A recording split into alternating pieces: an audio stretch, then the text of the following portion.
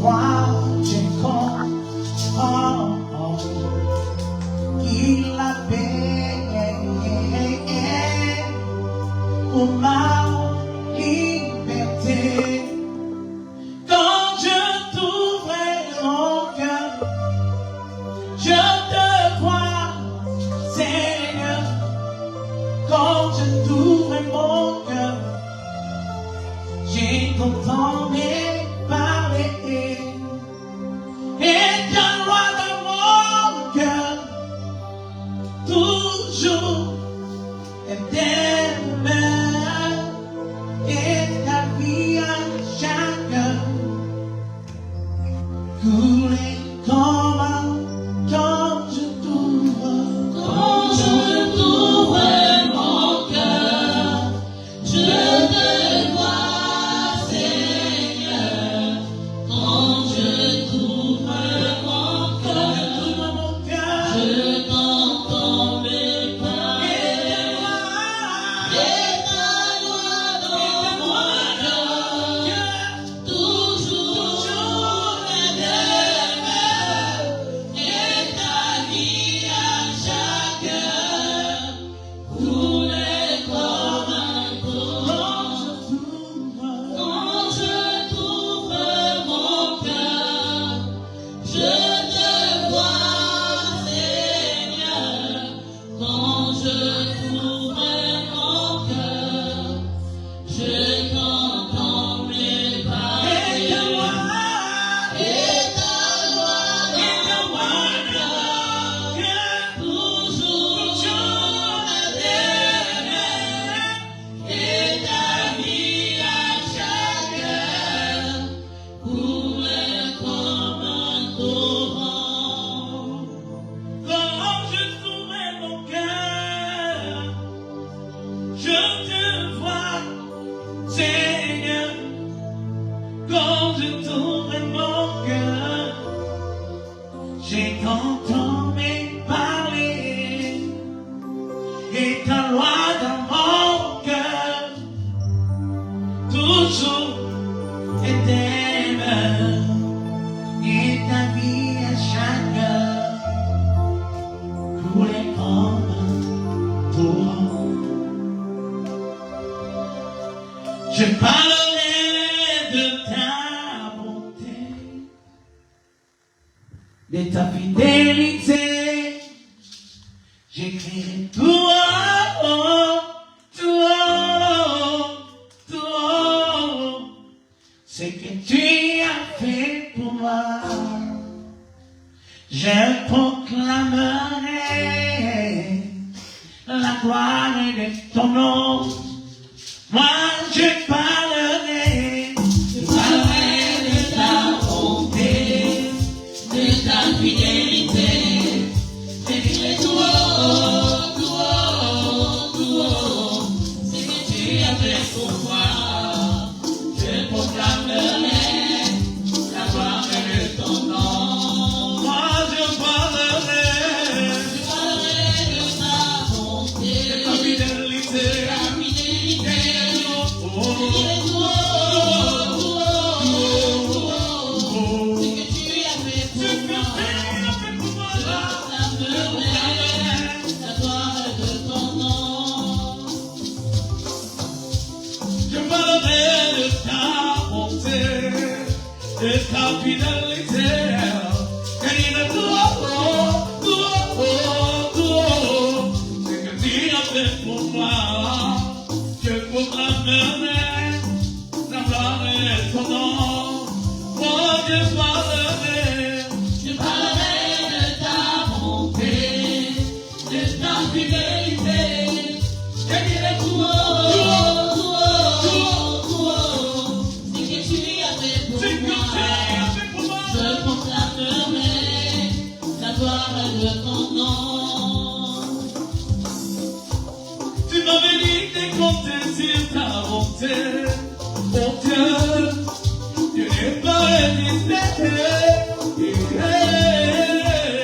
Lorsque tu m'as montré ton amour, mon Dieu, je n'ai pas résisté. Tu m'as béni et porté sur ta bonté. Mon Dieu, je n'ai pas résisté. J'ai crié tout haut, tout haut, la gloire est ton nom. Moi je parlerai de ta bonté, de ta fidélité. Je dirai tout haut, ce que tu as fait pour moi. Je proclamerai la gloire de ton nom. Est-ce que quelqu'un peut pousser les pieds dehors? Et le mettre sur le Seigneur, c'est le Seigneur. Est-ce que nous pouvons exagérer?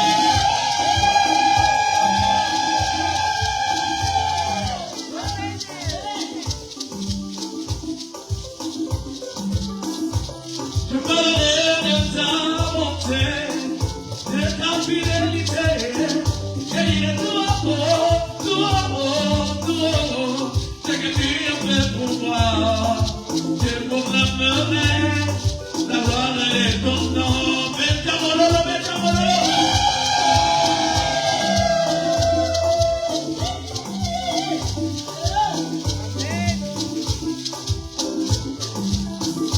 Alléluia, amen. Amen, amen, alléluia, amen, amen.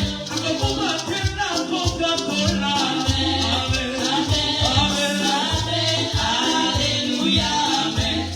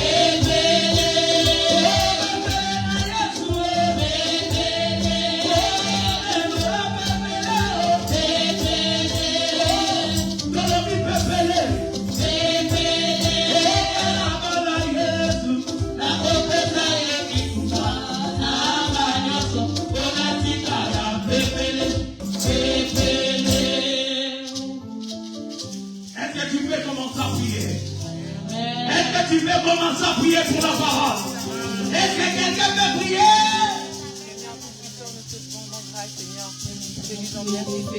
Jésus, commence à prier. Comme on a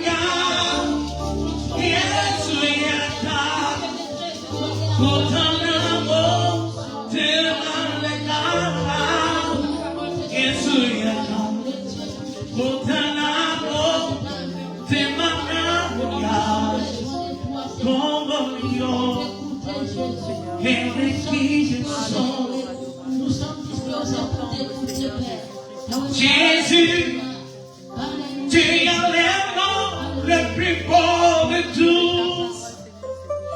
Jésus, tu me relèves quand je dors. Jésus,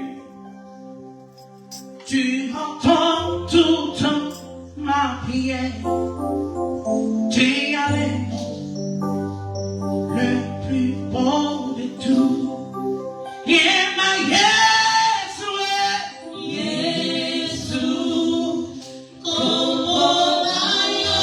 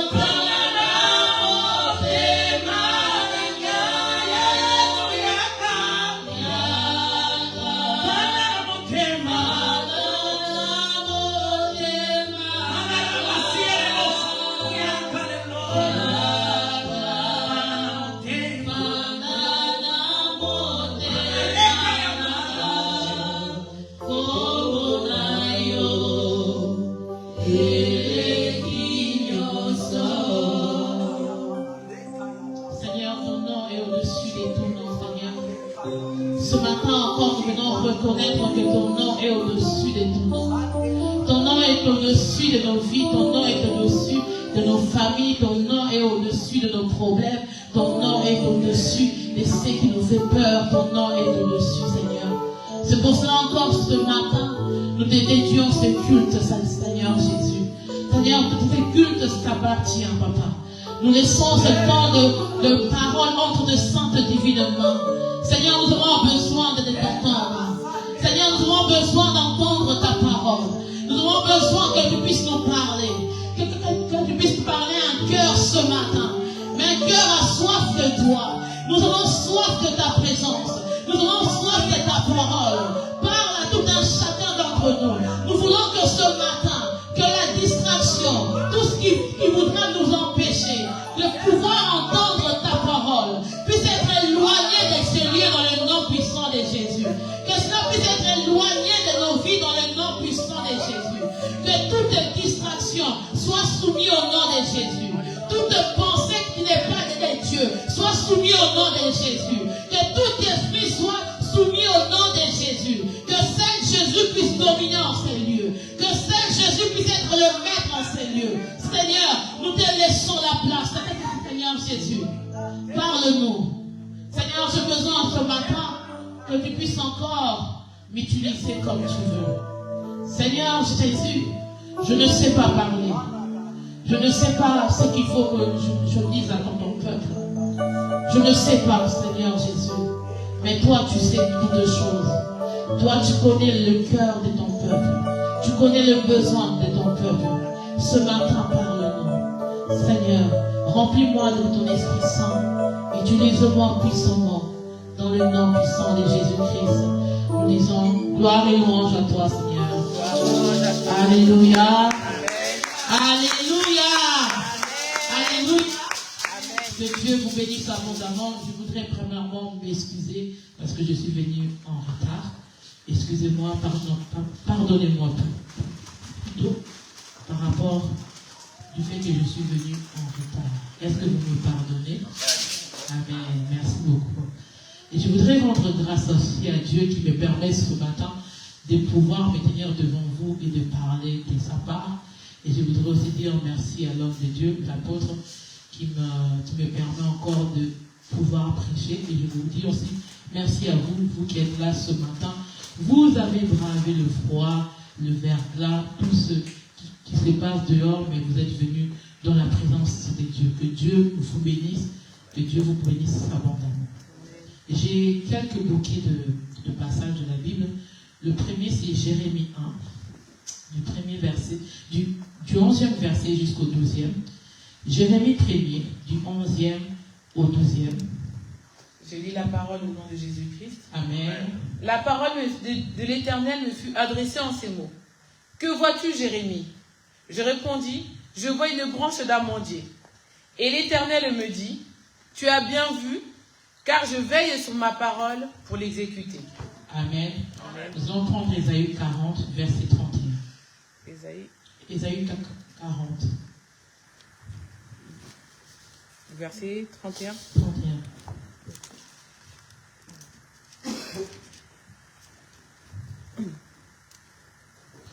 Mais ceux qui comptent sur l'Éternel renouvellent leur force.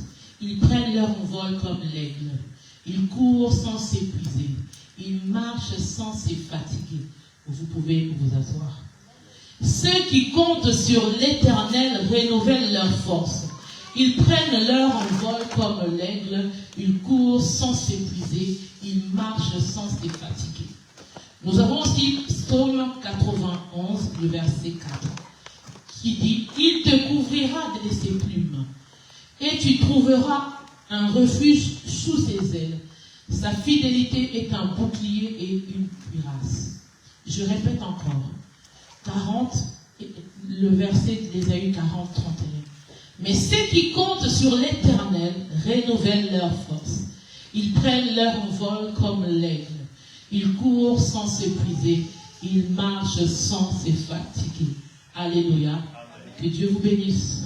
Ce matin, je voudrais faire une continuité de ce que l'apôtre a prêché pendant 2 dimanches sur « Que vois-tu » Mais moi, ce matin, je voudrais vous parler de la vision de l'aigle. Alléluia. La vision de l'aigle. Ça fait un bout de temps que cette histoire de l'aigle me dérange. Et même quand j'ouvre mon ordinateur, mon portable, ça fait déjà plusieurs mois où je vois que l'image de l'aigle. Je me suis dit, mais pourquoi Dieu veut me montrer l'aigle? Et j'ai compris ça seulement hier. Et j'ai compris aussi que non, l'aigle que les hommes de ce monde, s'approprient, alors que c'est les enfants de Dieu, nous devons nous approprier même cette image de l'aigle. J'entends des musiciens se présenter comme des aigles.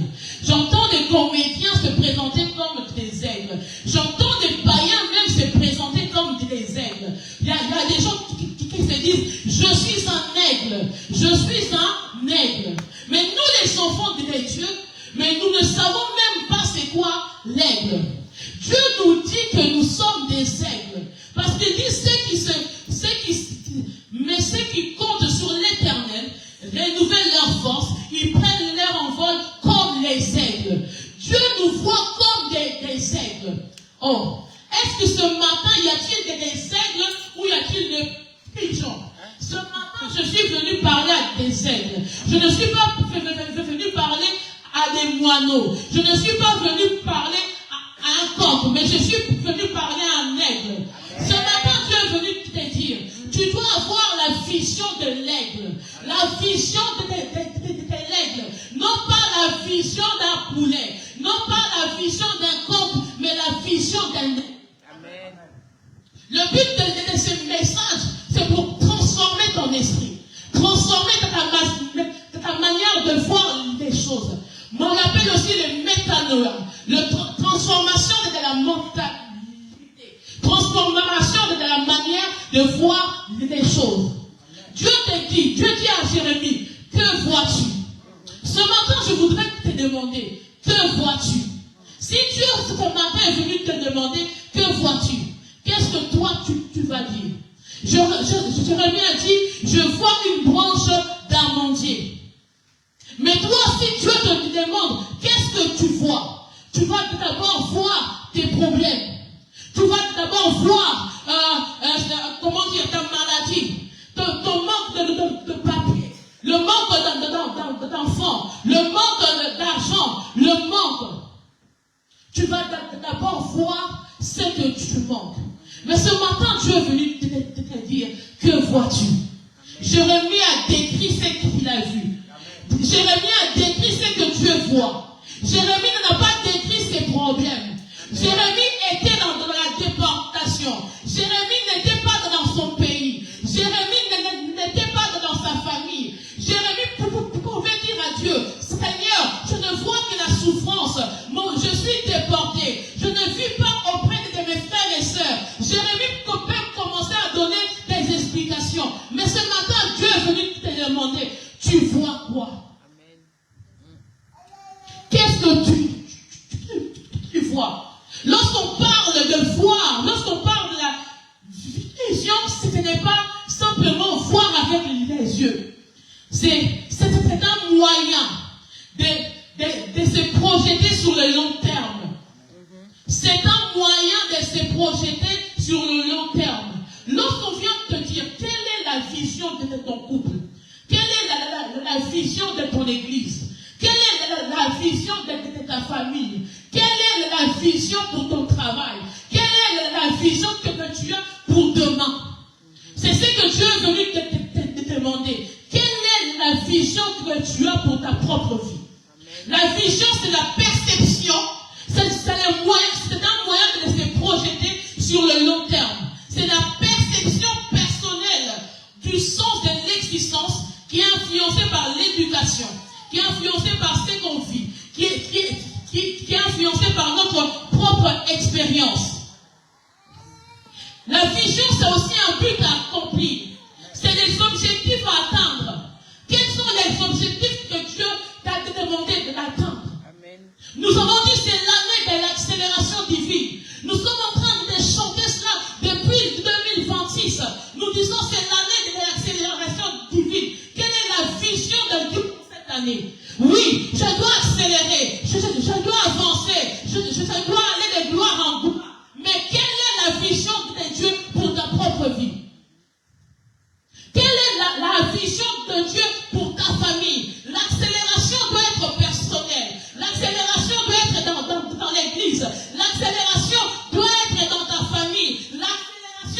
dans tous les domaines de ta vie. Mais quelle est cette vision que Dieu t'a donnée? Vision, but. C'est un but à accomplir. Lorsque l'ange de l'Éternel est venu voir la mère de Samson, mais lui a dit, je veux te donner un fils. Ce fils-là va délivrer mon peuple de la main des Philistins. Sache que même tout ce que Dieu te donne, Dieu a une vision pour cela. Ne dis pas que Dieu m'a donné, Dieu t'a prêté. Parce que Dieu a un but. La vision de Dieu pour ton enfant. Quelle est cette vision? Parce que tu as des enfants. Mais qu'est-ce que Dieu t'a dit pour ces enfants que tu as? Dieu ne nous amène pas sur terre pour que nous puissions faire une vie de brouillon. Pour que nous puissions blaguer totalement. Dieu t'a mis sur terre pour quelque chose. Pourquoi Dieu t'a mis sur terre? Pourquoi tu as des enfants? Pourquoi Dieu t'a donné cette fille? Pourquoi Dieu t'a donné ce petit enfant? Pourquoi Dieu t'a donné ce mari? Pourquoi Dieu t'a donné ce travail? Pourquoi Dieu t'a donné ce talent? Pourquoi tu as ce que tu as? Amen. La vision, c'est se projeter. Non pas voir par rapport à ses yeux physiques. Nous tous on voit. La parole a dit, notre perception peut être comment dire, troublée. Hein? Peut être influencée par ce que tu vois. Peut être influencée par la maladie. Peut être influencée par ce que tu sens. Peut être influencée par la place où tu es. Mais je voudrais te dire ce matin, ni la place, ni ce que tu vois peut influencer la vision de Dieu pour toi. Amen. Alors, est-ce que tu comprends quelque chose? Ni la maladie, ni la sécheresse, ni la pauvreté, ni la place que tu as ne peut influencer la vision de Dieu pour toi. La Bible dit, vos pensées ne sont pas mes pensées. Oh, vos pensées ne sont pas mes pensées. Les pensées de l'Éternel sont au-dessus de nos pensées. Les pensées de l'Éternel ne sont pas nos pensées. Mes pensées, c'est peut-être de voir mes enfants, de voir ma mère vieillir, de voir ça. Mais quelles sont les pensées de Dieu pour ta vie? Perception avec les yeux. La vision, ce n'est pas simplement voir. Ce n'est pas une histoire de physique. C'est une histoire de voir au-delà de ce que tu vois, tu perçois. Lorsqu'on parle de l'aigle, mon hébreu, ça veut dire néchelle. Ça veut dire payer un prix. Non, pardon. Néchelle veut dire un prix. Veut dire un puissant guerrier. Veut dire c'est lui qui déchire avec son bec. Waouh. L'aigle, c'est la personne qui déchire avec son bec. Si tu n'as pas la vision d'un aigle, tu ne sauras pas savoir utiliser tout ton bec. Le pigeon n'a pas la même force au niveau du bec. Le pigeon n'utilise pas la même manière son bec. L'aigle utilise son bec pour attraper les choses. Le pigeon en fait n'importe quoi. Ce matin, je voudrais parler à des aigles qui savent que non, c'est leur bec, leur bouche, c'est pour déchirer la parole de Dieu. Ta bouche n'est pas là pour commérer. Ta bouche n'est pas là pour insulter. Ta bouche est là pour proclamer les paroles de Dieu. Lorsqu'on parle de l'aigle, c'est aussi le fait qui est contenu au sein de la lumière. C'est-à-dire, même l'aigle a un feu en lui. Tu ne peux pas être aigle et être froid. Tu ne peux pas être aigle et être tiède. Tu dois avoir un feu. Nous sommes dans une église où nous disons que nous sommes menorah, porteurs de chandeliers. Nous sommes la lumière de ce monde. Mais où est cette lumière? On ne te voit pas. On ne t'entend pas. Tu es comme un coq. Alors que tu es censé être un aigle. L'aigle symbolise le salut. la force. L'aigle symbolise aussi la liberté. L'aigle a cette symbolique de transmission de la parole de Dieu aux quatre coins du monde. L'aigle symbolise la transmission de la parole de Dieu aux quatre coins du monde. L'aigle ne peut pas, si nous étions des aigles dans les quatre coins du monde, nous allons transmettre la parole de Dieu. Nous les voyons que nous les faisons pas parce qu'il y a encore des places vides. Il y a encore des places vides. Il y a encore des places vides. Donc nous ne faisons pas le travail de l'aigle. Lorsqu'on parle de l'aigle, on voit l'autorité. On voit quelqu'un qui n'a pas peur. Nous sommes devenus des chrétiens peureux. Nous sommes devenus des chrétiens fillettes. Nous sommes devenus des chrétiens femmelettes. Mais alors que Dieu, dans la Bible dit, Dieu cherche un homme. Où sont les hommes de la foi? Quand je parle des hommes, c'est dans une dimension de force. C'est dans une dimension d'autorité.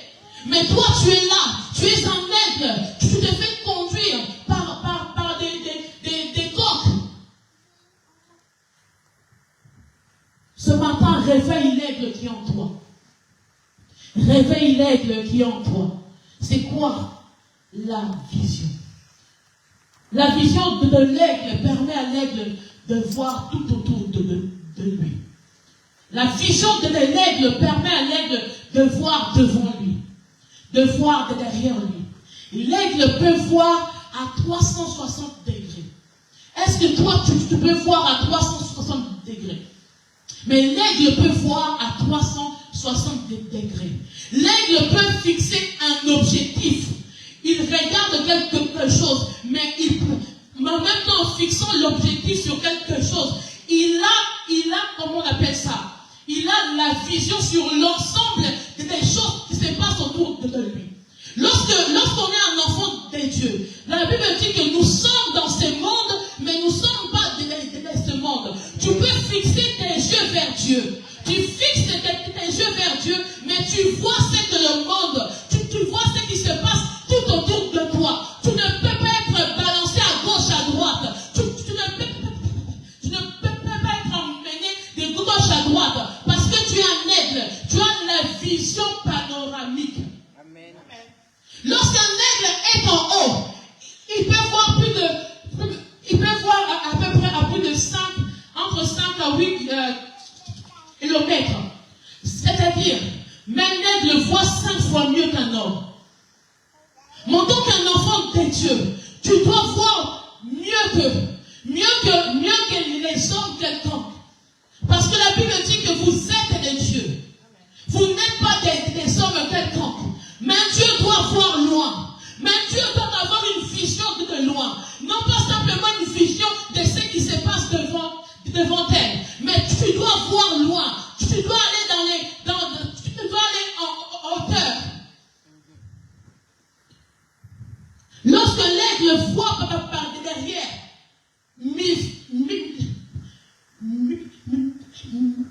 elle voit ce qu'il vient. Excusez-moi. Lorsqu'un aigle voit derrière, il voit son passé. Qu'est-ce qui s'est passé dans ta vie? Ton passé est comment? Souvent, nous les enfants de Dieu, on oublie notre passé. On pense que Dieu nous a créés et c'est bon.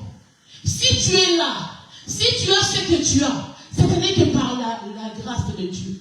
Tu dois avoir une perception sur ton passé. Tu dois avoir une perception sur ton présent. Tu dois avoir une perception sur ce qui va venir.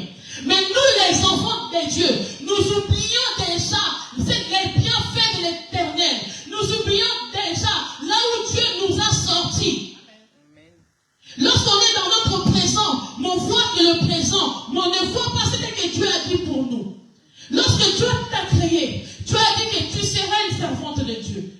Tu as parlé à tes parents. Tu as dit que non, tu vas faire ça. Tu tu vas devenir ça. Mais toi, tu l'as oublié. Tu vis les moments présents. C'est ce que tu vois et c'est ce que tu sens. Ta vie ne peut pas être influencée par ce que tu es en train de voir maintenant. Tu dois savoir que Dieu a fait des projets de bonheur pour toi. Dieu a fait des projets de bonheur pour toi. Dieu a un but pour ta vie. Dieu t'a créé pour quelque chose de glorieux. Dieu t'a créé pour de grandeur. Dieu t'a créé pour que tu puisses faire du bien à ce monde. Mais nous sommes là, nous sommes en train de pleurer. Seigneur, ne vois-tu pas que nous périssons? Seigneur, ne vois-tu pas? Mais toi aussi, est-ce que tu ne vois pas ce que Dieu a mis en toi? Est-ce que tu ne vois pas la vision de Dieu dans ta vie? Est-ce que tu ne vois pas la vision de Dieu pour cette église? Est-ce que tu ne vois pas la vision de Dieu pour tes enfants? Est-ce que tu ne vois pas la vision de Dieu pour ton conjoint? Nous sommes là, toujours en train de pleurer, de se lamenter. Seigneur, où es-tu? Seigneur, ne me vois-tu pas? Seigneur, tu te vois. Mais toi, est-ce que tu as vu l'Éternel? Amen. Nous devons avoir la vision. Matthieu 6, 22 à 23. L'œil, sœur, est-ce que tu peux lire? S'il te plaît. Alors, Matthieu 6, 22 à 23.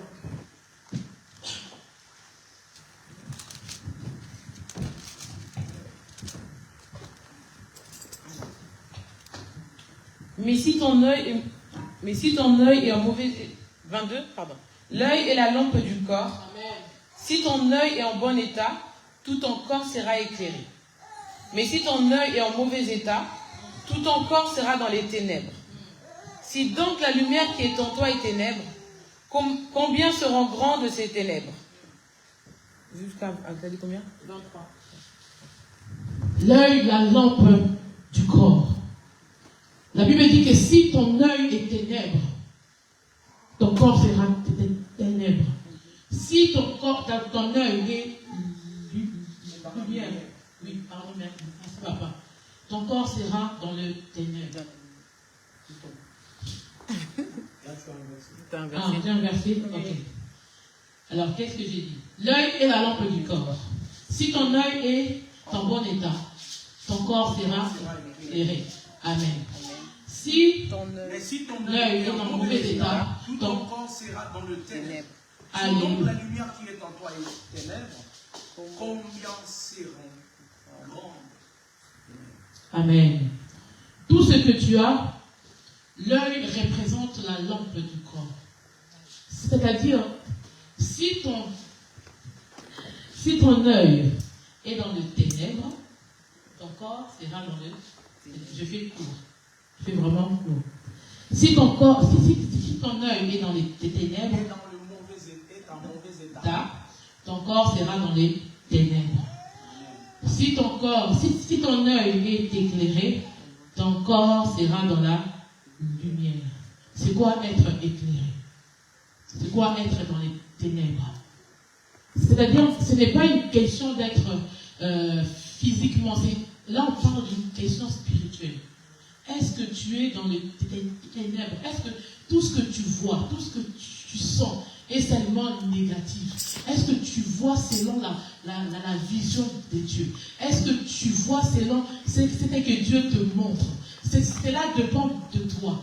De te faire un choix ce matin. C'est de voir selon Dieu ou de voir selon les hommes. C'est voir selon Dieu ou voir selon le diable. La Bible dit que notre œil est la lampe du corps. Si ta vision n'est pas claire, c'est-à-dire que tu vas emmener ta vie, non pas selon selon le projet de Dieu. Si tu ne vois pas clair, si ta vision est dans les ténèbres, tu vas emmener ta vie dans les ténèbres. Si tu ne marches pas selon la voie de Dieu, c'est-à-dire que tu vas avoir une vision qui ne sera pas éclairée. Si ton œil est en bon état, ton corps sera éclairé. Christ dit, je suis la lumière du monde. Celui qui croit en moi marchera dans la lumière. Amen. ce matin, tu dois faire le choix de croire en Jésus. Lorsqu'on croit en Jésus, on abandonne tout. On abandonne ses propres buts. Mon foi selon le but de Dieu. Vous savez, lorsque l'aigle arrive à 40 ans, l'aigle il fait quoi?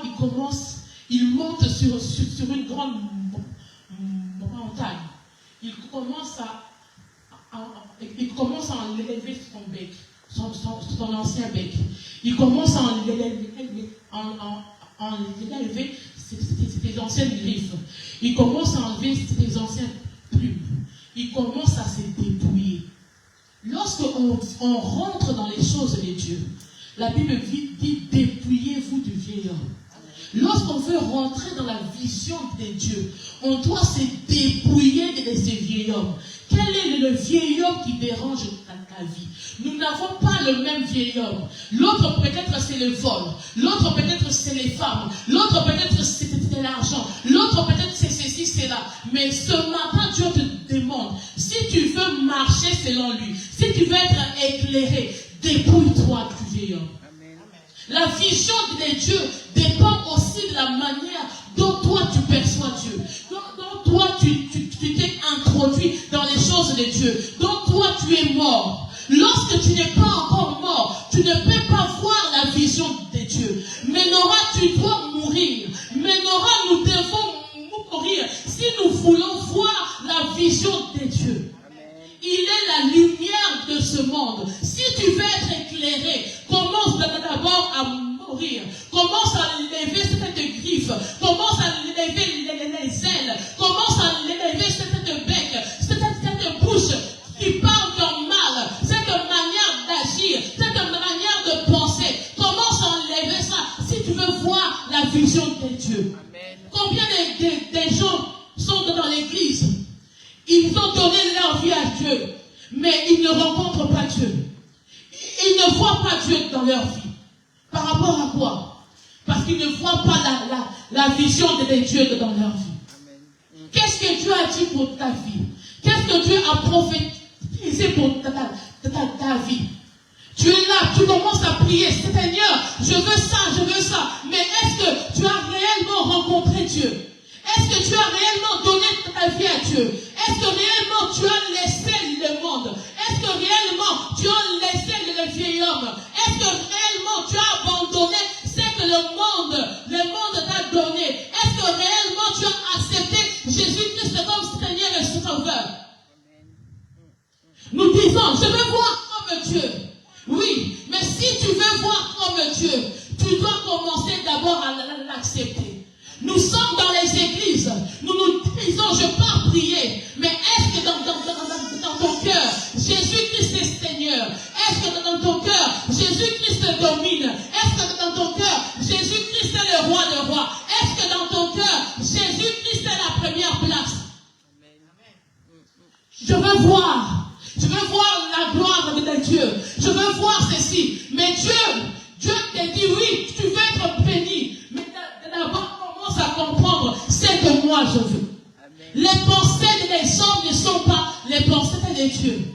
Si tu veux atteindre les pensées de Dieu, commence d'abord à t'associer avec Dieu. Commence à rentrer dans une intimité avec Dieu. Commence à croire à ce que Dieu t'a dit. Commence à pratiquer la parole de Dieu. Amen. Commence à vivre comme un enfant de Dieu. Commence à vivre comme un aigle. Commence à vivre comme un enfant de Dieu. Change ta manière de vivre. Change ta manière de voir les choses. Arrête de mentir. Arrête de faire les choses qui ne rendent pas gloire à Dieu. Amen.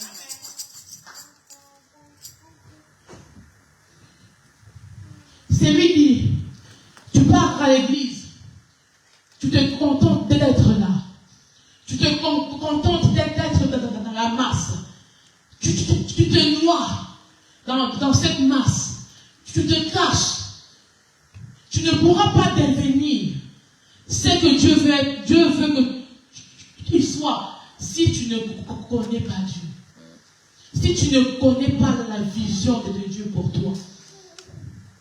Les personnes que Dieu a prédestinées d'avance, ces personnes-là peuvent bénéficier de la gloire de Dieu, peuvent bénéficier de la bénédiction de Dieu. Mais qu'est-ce que Dieu a promis pour ta vie? Est-ce que tu le sais? Quelle est la vision de Dieu pour ta vie? Quelles sont les promesses de Dieu pour ta vie? Lorsque nous, on a voulu se marier, on s'est juste arrêté sur une seule parole. Dieu a dit, il se révélera. Jusqu'aujourd'hui, nous marchons toujours dans cet objectif-là. Dieu a dit, il se révélera. La vision de Dieu dans notre vie, c'est que Dieu a dit, il se révélera. Nous avons pris des décisions. Nous nous sommes engagés dans le mariage. Parce que Dieu a dit, il se révélera. Qu'est-ce que Dieu a dit lorsque tu as pris la décision de te marier? Qu'est-ce que Dieu a dit lorsque tu as pris la décision de partir dans ce pays? Qu'est-ce que Dieu a dit lorsque tu es venu dans ce travail? Quelle est la vision de Dieu? Dieu nous voit comme des aigles. Dieu te voit comme un aigle. Ne sois pas un coq. Ne sois pas simplement...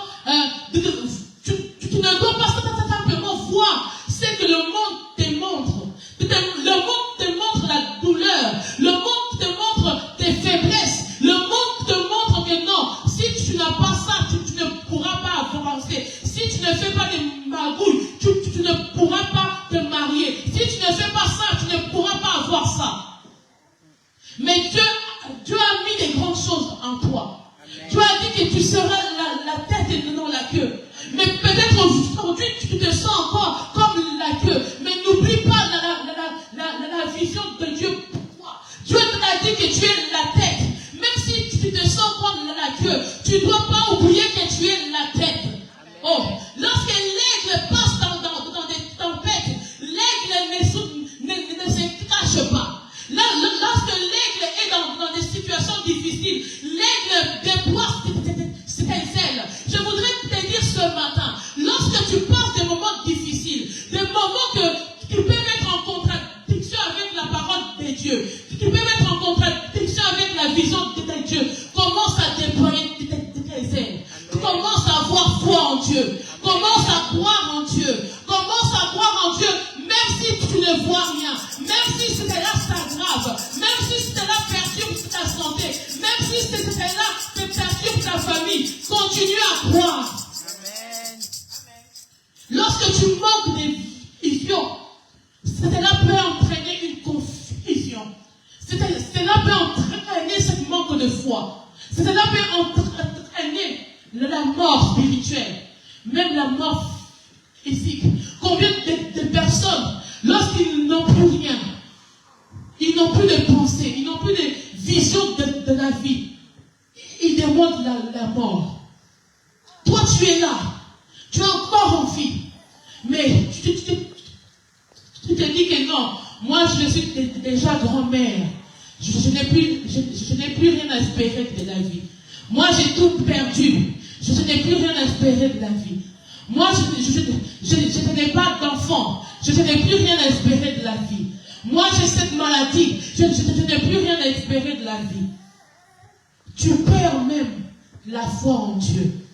Tu perds cette foi à l'Éternel. La Bible dit, Paul dit, je veux que Dieu illumine les yeux de votre cœur. Ce matin, Dieu veut illuminer les yeux de ton cœur. Que ton cœur ne se trouble pas. Que ta vision ne se trouble pas. Tu dois marcher avec foi. Tu dois croire à ce que Dieu t'a dit dès le départ. Tu ne dois pas tomber à gauche, à droite, parce que le monde a changé, parce que les lois ont changé, parce que ta mère t'a dit, ton père t'a dit, ta famille t'a dit, parce que Dieu a dit. Ce que Dieu a dit, il le fera. Amen. Ce que Dieu a dit, il le fera. La foi, c'est voir c'est voir ce que tout le monde ne voit pas. Lorsque tu as une vision, mais avec foi, tu vois ce que le monde ne voit pas. Combien de personnes ont créé des grandes entreprises, mais ils ont commencé à voir quelque chose que personne ne voyait. Les gens nous disent, si tu veux créer quelque chose,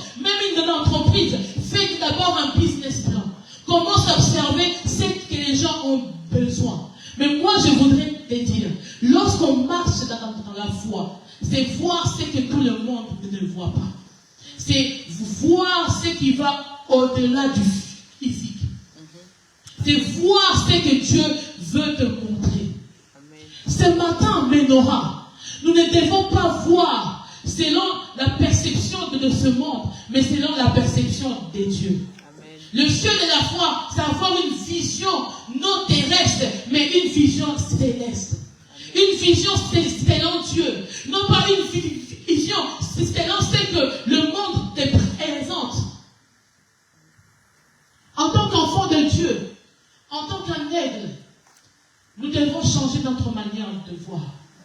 Parce que l'aigle a cette vision panoramique. Il voit tout. Il voit tout. Même s'il voit son problème, mais il sait que non, Dieu va se manifester. Amen. Même s'il voit que non, là je suis bloqué, il sait que Dieu va se manifester. Amen. Comment avoir une vision panoramique? C'est d'abord voir à la manière de Dieu. Amen. La Bible dit que ce livre de la loi ne s'éloigne point de notre bouche. Médite-le jour et nuit. Si tu veux voir la vision de Dieu, d'abord commence à méditer sa parole. Amen. Commence à méditer sa parole. Mais toi, tu veux la victoire. Toi, tu veux la vision de Dieu. Mais la parole de Dieu, tu ne la lis pas. La parole de Dieu, tu ne la médites pas. La parole de Dieu, tu n'es pas là lorsqu'on t'enseigne. Mais tu veux avoir la vision de Dieu. C'est la vision de Dieu qui s'accomplit. Ce n'est pas que la vision, mais c'est la vision de Dieu. La vision de Dieu est dans sa parole. Dieu parle au travers de sa parole. Toi qui n'aimes pas la parole de Dieu, toi qui négliges la parole de Dieu, Dieu parle au travers de sa parole. Parce que la Bible dit, Dieu est derrière sa parole pour l'accomplir. Toi, tu veux que Dieu accomplisse sa vision dans ta vie. Mais la parole de Dieu, tu la négliges. Tu la piétines. Tu trouves que c'est compliqué. Mais Ménorah, c'est l'année de l'accélération. Ta vision doit être focus. La vision doit être focus Jésus. La vision doit être focus Jésus. Pour comprendre la vision de Dieu, c'est premièrement la parole. Deuxièmement, c'est la prière. Lorsque tu pries, Dieu commence à te révéler ses pensées. Dieu commence à te révéler sa direction. Dieu commence à te montrer les chemins. Mais toi, lorsqu'on te dit, viens, on va prier, tu n'es pas là. Et puis tu ne comprends pas, chaque année tu vis la même chose. Chaque année tu ne vois pas la main de Dieu. Chaque année tu vis toujours les échecs. Parce que tu n'es pas là lorsqu'on te dit, viens, on va prier. Viens, on va prier. Parce que lorsqu'on prie, on consulte Dieu. Et Dieu nous montre le chemin. Dieu, qu'est-ce que Dieu t'a dit? Qu'est-ce que Dieu t'a orienté? Quelle est la prière que tu as fait pour cette année? Qu'est-ce que Dieu t'a dit? Dieu t'a dit que tu seras grand. Oui. Mais quel chemin tu dois prendre pour être grand? Dieu t'a dit, tu auras des enfants. Quels sont les chemins que Dieu t'a dit, prends-la ou pas? Dieu t'a dit, tu auras un mari. Mais quel est le mari que Dieu a choisi pour toi si tu ne pries pas? La Bible dit, la prière fervente du juste a une grande efficacité. L'enfant de Dieu, l'aigle, doit voir comme Jésus. L'aigle doit voir comme le roi de rois. L'aigle n'est pas un coq. L'aigle doit monter dans les hauteurs. Ce matin, Dieu est venu te dire, monte dans les hauteurs. Si tu veux voir loin, tu dois commencer à monter. Si tu veux voir la gloire de Dieu, tu dois commencer à monter de gloire en gloire. Monter dans la prière, monter dans la parole, monter dans les talents. Commence à faire les choses de Dieu. Commence à te mettre au service de Dieu. N'aie pas peur. Mets-toi à l'œuvre. Chante pour l'Éternel. Commence à prêcher pour Dieu. Commence à célébrer Dieu. Commence à faire toutes les choses que Dieu te demande. C'est alors que Dieu va te montrer qu'est-ce qu'il a projeté pour toi. Amen. Que Dieu vous bénisse.